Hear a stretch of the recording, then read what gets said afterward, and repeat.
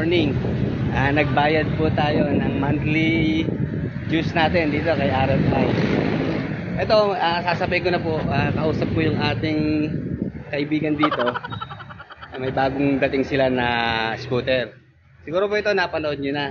Natuwa lang ako kasi bagong labas siya ng Rusi. Ito po yung Pulse 150 ng Rusi. Tingnan natin, nasa loob pa po eh. Isang unit pa lang po ang nandito. Ay, ito po. Ayan. 3, 2, 1, go.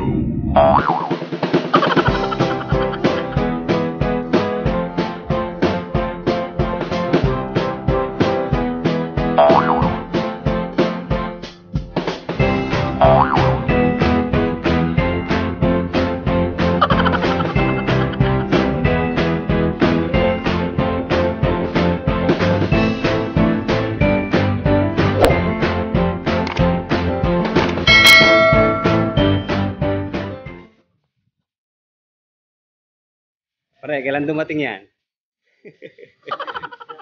Biyernes, isang unit pa lang. Isa lang kinuha ko.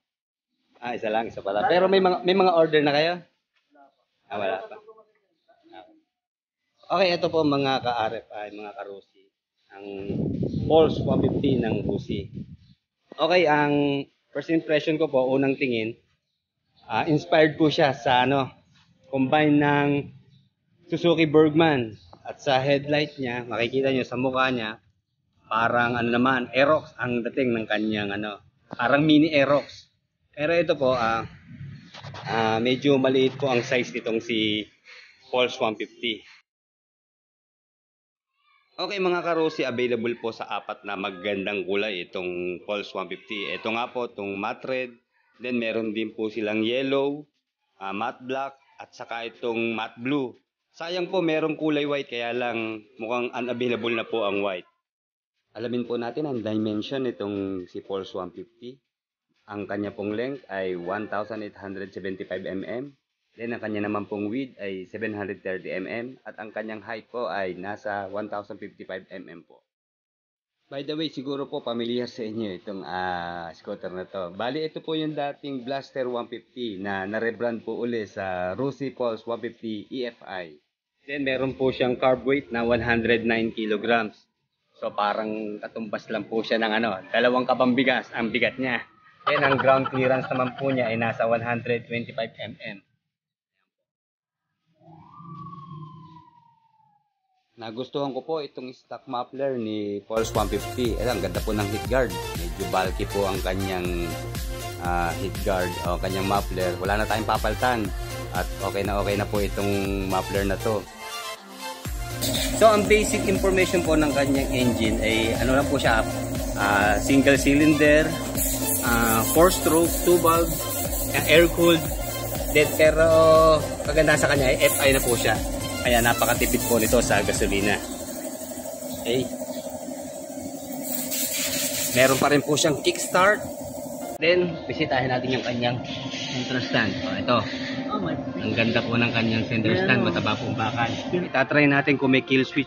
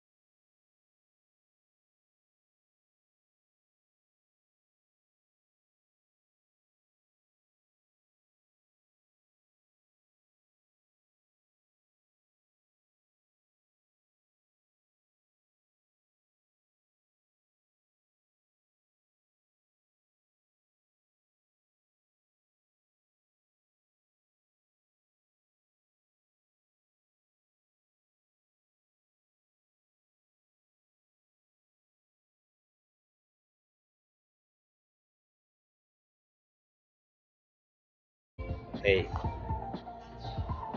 Hazard pala siya. Then dito po sa kabila, ito yung kanyang kill switch. Then ito yung ating switch ng headlight, saka ng parking light, saka yung switch off. Then yung kanyang electric starter ito. Okay. Mapapansin nyo po yung kanyang front fender. Napaka astig rin po, ang lapad. Malaki ang kanyang front fender. Then punta po tayo dito sa kanyang disc brake sa mga preno. Bali sa front brake po ay hydraulic disc po type ang kanyang sa harap. Yun lang po, ang hindi po siya ABS o hindi rin po siya combi brake. Okay. Ito po, ito yung parang ano lang po, ito po yung sa speedometer natin. Mechanical drum brake po itong nasa back ano niya, rear brake niya. Ayan. Sana ginawa na rin parehong disc ano. Then ang sukat po ng kanyang gulong dito sa likuran o itong rear tire niya ay ano po, 120 by 70 by 12. So maliit po siya ng konti kaysa sa RFI saka sa NMAX yung kanyang pinaka-mags niya. Pero ang kagandahan sa kanya, naka-tubeless na po kanyang dalawang gulong. Then sa harap po ay nasa 110 by 70 by 12 po. Okay. Tama-tama po ito, lalo na sa kababaihan. Hindi siya masyadong mataas. Kaya komportable ang mga kababaihan na magmumotor nito. Then all LED na po ang kanyang ilaw. Sa headlight, signal light, hanggang dito po sa kanyang tail light. Ayan. Pure LED na po siya. Napakaangas po ng ating tail light. Gawa ng kanyang design. Ito po. Parang engine ng jet, ano po? Ano? Kitang-kita sa gabi. Kaya safe na safe tayo dito. Ayos ang tilit. Oo. Pang kotse na. Yung high-end ano. Okay, bisitahin po natin yung kanyang U-box. Ito, mapapansin nyo. Malalim na po, kasya na po dito ang full face helmet. Hindi katulad dun sa ating mga naunang model ng Ruti, yung RFI natin, Rusi Flare, maliit po. Yun lang po, maliit ang gas tank capacity niya, 5 liters lang ang full tank. Bagay, okay na rin po yun kasi nga ho, kinuha nila dito para laki itong ating compartment. Kasya na ang isang helmet. Bali, disusi pa rin po siya. Hindi siya keyless. Ano po? Ayan, ito yung kanyang dalawang susi. Galing muna natin ha. Okay. Parehas lang po ng mga ano natin, mga naunang mga scooter. Ito po ang kanyang function. Ang ignition, ayan po. Pag switch sa taas, ito po. Yun ang sa kanyang seat open.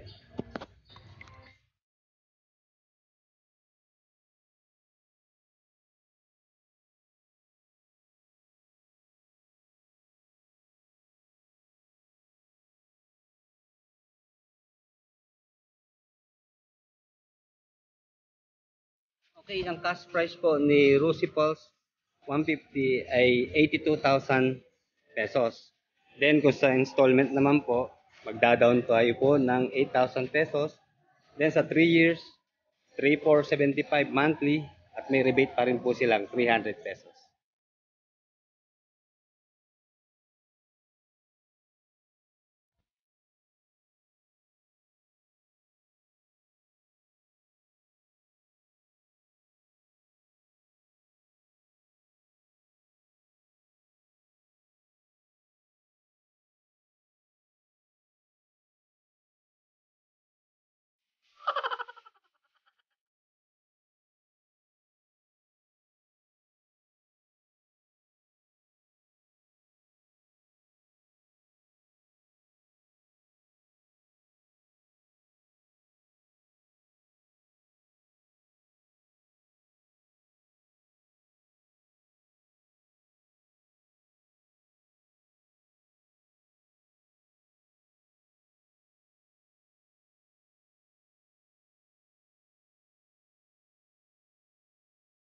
po, mapapansin nyo malalim po yung kanyang pocket dito sa left side. Then meron na rin po siyang charging port. Ayan po, ayan. Buksan lang natin.